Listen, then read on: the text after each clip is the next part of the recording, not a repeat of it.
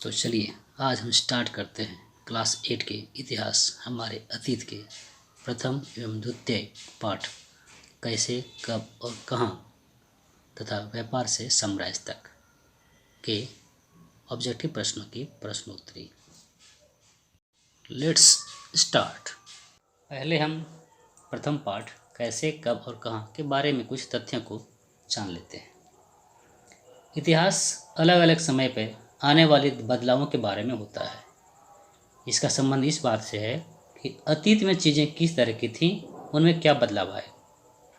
जैसे ही हम अतीत और वर्तमान की तुलना करते हैं, हम समय का जिक्र करने लगते हैं कि पहले कैसा था, बाद में क्या हुआ, अभी क्या हो रही है।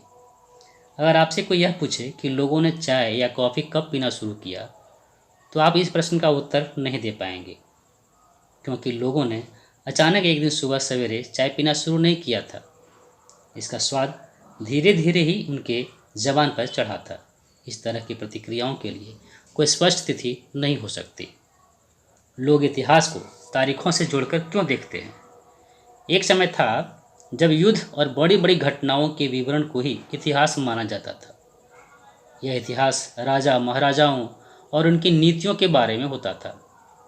इतिहासकार यह लिखते थे कि कौन से साल राजा को ताज पहनाया गया, किस साल उसका विवाह हुआ, किस साल उसके घर में बच्चा पैदा हुआ और कौन से साल उसने कौन सी लड़ाई लड़ी, वह कब मरा, उसके बाद कौन सा शासक गद्दी पर बैठा। इस तरह की घटनाओं के लिए निश्चित तिथि बताई जा सकती है। कुछ तारीखों को महत्वपूर्ण मानने का पैमाना क्या होता है? हम जो चीज़ें सुनते हैं, जिन तारीखों के इर्द गिर्द हम अतीतों की कहानी बुनते हैं, वे अपने आप में महत्वपूर्ण नहीं होती। इसलिए महत्वपूर्ण हो जाती हैं क्योंकि हम कुछ खास घटनाओं को महत्वपूर्ण मानकर चलने लगते हैं। भारत में अगर देखें तो ब्रिटिश इतिहासकारों ने जो इतिहास लिखे, उनमें हर एक गवर्नर जनरल का शासनकाल महत्वपूर्ण है। ये इतिहास प्रथम गवर्नर जनरल वारेन हेस्टिंग्स के शासन से शुरू होते हुए और आखिरी वायसराय लॉर्ड माउंटबेटन के साथ खत्म होते थे। 1817 में स्कॉटलैंड के अर्थशास्त्री राजनीतिक दार्शनिक जेम्स मिल ने 3 विशाल खंडों में ए हिस्ट्री ऑफ ब्रिटिश इंडिया अर्थात ब्रिटिश भारत का इतिहास नामक एक किताब लिखी। इस किताब में उन्होंने भारत के इतिहास को हिंदू, मुस्लिम और ब्रिटिश इन 3 कालखंडों में बांटा था। इतिहास को हम अलग अलग कालखंडों में बांटने की कोशिश क्यों करते हैं? इसका भी कारण है। हम एक दौर की खासियतों, उसके केंद्रीय तत्वों को पकड़ने की कोशिश करते हैं। इसलिए ऐसे महत्वपूर्ण शब्द हो जाते हैं जिनके सहारे हम समय को बांटते हैं। ये शब्द अतीत के बारे में हमारे विचारों को दर्शाते हैं।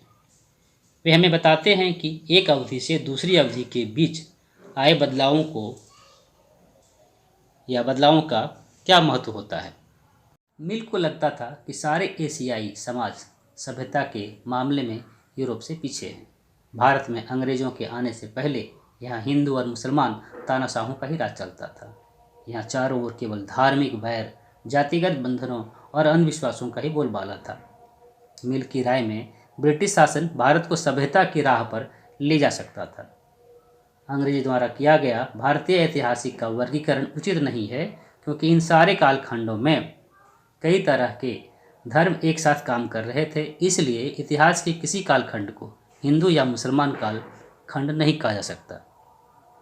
अंग्रेजों द्वारा किए गए वर्गीकरण से अलग हटकर इतिहासकार भारतीय इतिहास को आमतौर पर प्राचीन, मध्यकालीन और आधुनिक काल में बांटकर देखते हैं। इस विभाजन की भी अनेक समस्याएं हैं। इतिहास को इन कालखंडों में बांटने की यह समझ भी पश्चिम से ही आई है। पश्चिम में आधुनिक काल को विज्ञान, तर्क, लोकतंत्र, मुक्ति और समानता जैसी आधुनिकता की ताकतों के विकास का युग माना जाता है। उनके लिए मध्यकालीन समाज में वे समाज थे जहां आधुनिक युग समाज की ये विशेषताएं नहीं थीं। अंग्रेजों के शासन में लोगों के पास समानता, स्वतंत्रता या मुक्ति नहीं थी, न ही यह आर्थिक विकास और प्रगति का दौर था। बहुत सारे इतिहासकार इस युग को औपनिवेशिक युग कहते हैं। अंग्रेजों ने भारत पर नियंत्रित स्थापित किया और अपना उपनिवेश इसे बनाया। जब एक देश पर दूसरे देश के दबदबे से राजनीतिक, आर्थिक, सामाजिक और सांस्कृतिक बदलाव आते हैं तो इस प्रक्रिया को ही औपनिवेशीकरण कहा जाता है। भारतीय इतिहास के पिछले 250 साल का इतिहास लिखने के लिए इतिहासकारों ने विभिन्न स्रोतों का इस्तेमाल किया। अंग्रेजी शासन द्वारा किए गए सरकारी रिकॉर्ड इतिहासों का एक महत्वपूर्ण साधन होते हैं। अंग्रेजों की मान्यता थी कि चीज़ों को लिखना बहुत महत्वपूर्ण होता है। उनके लिए हर निर्देश, हर योजना, नीतिगत फैसले, सहमति, जांच को साफ साफ लिखना जरूरी था। अंग्रेजों को यह भी लगता था कि तमाम अहम दस्तावेजों और पत्रों को संभाल कर रखना अनिवार्य है। इसीलिए उन्होंने सभी शासकीय संस्थानों में अभिलेख कक्ष बनवाए। महत्वपूर्ण दस्तावेजों को बचा कर रखने के लिए अभिलेखागार और संग्रहालय जैसे संस्थाएं भी बनाए गए। औपनिवेशिक शासन के दौरान सर्वेक्षण का चलन भी महत्वपूर्ण हो गया था। 19वीं सदी की शुरुआत तक पूरे देश का नक्शा तैयार करने के लिए बड़े बड़े सर्वेक्षण किए जाने लगे थे। गाँव में राजस्व सर्वेक्षण किए गए। 19वीं सदी के आखिर से 10 साल में जनगणना भी की जाने लगी। जनगणना के द्वारा भारत के सभी प्रांतों में रहने वाले लोगों की संख्या, उनकी जाति, इलाके और व्यवसाय के बारे में जानकारियाँ इकट्ठा की जाती थी। ये सारे सरकारी रिकॉर्ड हैं। इन रिकॉर्ड्स में हमें ये समझने में हमेशा मदद नहीं मिलती कि देश के दूसरे लोग क्या महसूस करते थे और उनकी कार्रवाइयों की वजह क्या थी। इन बातों को जानने के लिए लोगों की डायरियाँ, अर्थशास्त्रियों की पुस्तकें, तीर्थ यात्राओं और यात्रियों के स्मरण, महत्वपूर्ण लोगों की आत्मकथाएं, स्थानीय बाज़ारों में बिकने वाली लोकप्रिय पुस्तिकाएँ महत्वपूर्ण हो जाती हैं। ये सारे स्रोत उन लोगों ने तैयार किए थे जो पढ़ना लिखना जानते थे। इनसे हम यह पता नहीं लगा सकते कि आदिवासी और किसान, खदानों में काम करने वाले मजदूर या सड़कों पर जिंदगी गुजारने वाले गरीब किस तरह के अनुभवों से गुजर रहे थे। तो ये हुए हमारे प्रथम पाठ की कुछ सारांश। अब हम उस पे ऑब्जेक्टिव प्रश्नों को देखते हैं। पहला सवाल है कि 1782 में रेनल को हिंदुस्तान का नक्शा तैयार करने का काम किसने सौंपा था? ऑप्शन पहला है वारेन हेस्टिंग्स, दूसरा माउंटबेटन, तीसरा लॉर्ड डलहौजी, चौथा रॉबर्ट क्लाइव। हिंदुस्तान का नक्शा तैयार करने का काम रेनल को 1782 में किसने सौंपा था? इसका जवाब है रॉबर्ट क्लाइव। दूसरा प्रश्न है रानी विक्टोरिया के तीसरे बेटे का नाम क्या था? पहला ऑप्शन आर्थर, दूसरा विक्टर, तीसरा ऑस्वेल, चौथा लीटन।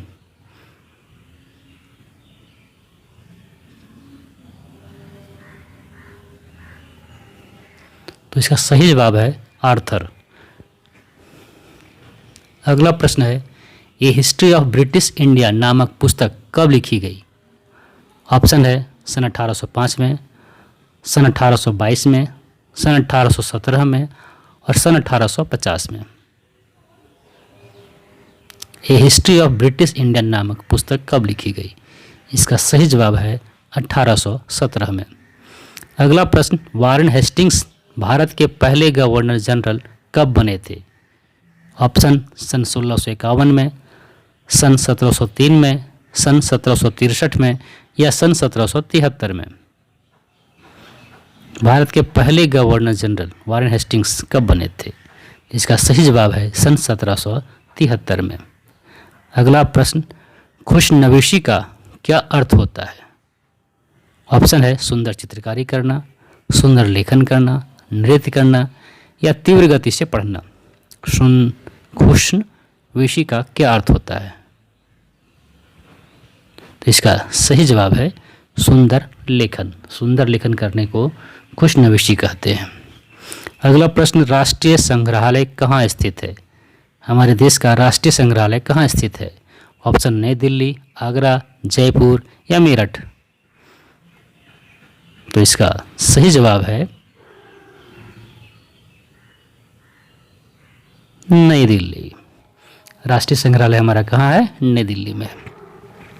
अगला प्रश्न भारतीय राष्ट्रीय अभिलेखागार कब बनाया गया? सन 1920 के दशक में, 1910 के दशक में, 1940 के दशक में या 1980 के दशक में। भारतीय राष्ट्रीय अभिलेखागार कब बनाया गया था? इसका सही जवाब है 1920 के दशक में। अगला प्रश्न भारत का आखिरी वायसराय कौन था? ऑप्शन हमारा है Lytton, Lord Mountbatten, Warren Hastings, Wellesley. Bharat का आखिरी वायसराय कौन था?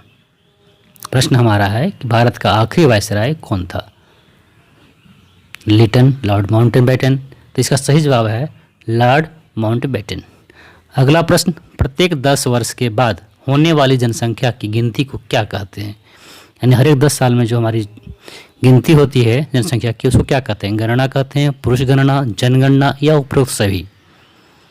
हर 10 वर्ष में जो जनसंख्या की गिनती होती है हमारे देश में, उसे क्या कहते हैं?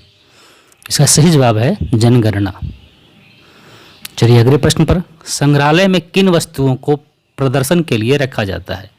पुराने ऐतिहासिक सामान को, हथियार को, पुरानी मूर्तियाँ को या इनमें से सभी को? संग्रहालय में किन वस्तुओं को प्रदर्शन के लिए रखा जाता है, देखने के लिए रखा जाता है? हमारे ऐतिहासिक सामान, हथियार, पुरानी मूर्तियाँ या सभी? तो इसका सही जवाब है सभी। उपरोक्त सभी को रखा जाता है संग्रहालय में। अगला प्रश्न है, मुगल बादशाहों में आखिरी शक्तिशाली बादशाह कौन था? प्रश्न है आखिरी शक्तिशाली बादशाह, बहादुर शाह जफर, शाहजहां, बाबर या औरंगजेब? तो इसका सही जवाब है औरंगजेब, अंतिम शक्तिशाली मुगल बादशाह। अगला प्रश्न, शेर ए मैसूर नाम से किसे जाना जाता था? सिराजुद्दौला को, टीपू सुल्तान को, बलबन को या हैदर अली को? शेर ए मैसूर के नाम से किसे जाना जाता है? ऑप्शन हमारे पास 4 हैं, तो इसका सही जवाब है टीपू सुल्तान। शेर ए मैसूर इन्हें ही कहा जाता है। अगला प्रश्न, सहायक संधि पर हस्ताक्षर कब हुए? 1778 ईस्वी में, 1803 में, 1801 में या 1802 में? सहायक संधि पर हस्ताक्षर कब हुए? 1778, 1803, 1801 या 1802? तो इसका सही जवाब है 1802 में सहायक संधि पर हस्ताक्षर हुए थे। अगला प्रश्न है, प्लासी का युद्ध कब हुआ? हमारा ऑप्शन है 1757, 1751, 1762 या 1771 में? प्लासी का युद्ध कब हुआ? 4 ऑप्शन, 1757, 1751, 1762, 1771। तो सही जवाब है 1757 में प्लासी का युद्ध हुआ। अगला प्रश्न, वास्को डी गामा ने कब पहली बार भारत तक पहुंचने के समुद्री मार्ग का पता लगाया था? ऑप्शन हमारा है 1489 में, 1498 में, 1661 में या 1600 में? वास्को डी गामा ने कब पहली बार भारत तक पहुंचने के लिए समुद्री मार्ग का रास्ता पता लगाया? तो जवाब है 1489 ईस्वी में। अगला प्रश्न, 1757 से लेकर 1911 तक ब्रिटिश शासन काल में भारत की राजधानी क्या थी? ऑप्शन 1 दिल्ली, कलकत्ता, मद्रास या आगरा? 1757 से लेकर 1911 तक ब्रिटिश शासन काल में, तो इसका सही जवाब है कलकत्ता हमारी उस समय की राजधानी थी। अगला प्रश्न, भारत में पहला विद्रोह कब भड़क उठा? भारत में पहला विद्रोह कब भड़क उठा? 1852 में, 1855 में, 1857 में या 1858 में? भारत में पहला स्वतंत्रता विद्रोह कह सकते हैं इसे, कब भड़क उठा था? तो इसका सही जवाब है 1857 में। अगला प्रश्न है, वास्को डी गामा किस देश के थे? वास्को डी गामा किस देश के वासी थे? इंग्लैंड के, पुर्तगाल के, फ्रांस के या ईरान के? वास्को डी गामा किस देश के निवासी थे? तो इसका सही जवाब है पुर्तगाल के थे। वास्को डी गामा पुर्तगाल के निवासी थे। अगला प्रश्न है, ईस्ट इंडिया कंपनी की स्थापना कब हुई थी? ईस्ट इंडिया कंपनी की स्थापना कब हुई थी? 1600 में, 1601 में, 1602 में या 1600? 2 ही ऑप्शन है, चलिए मान लेते हैं 1600, 1601 या 1602 में। इसकी स्थापना हुई थी 1600 ईस्वी में।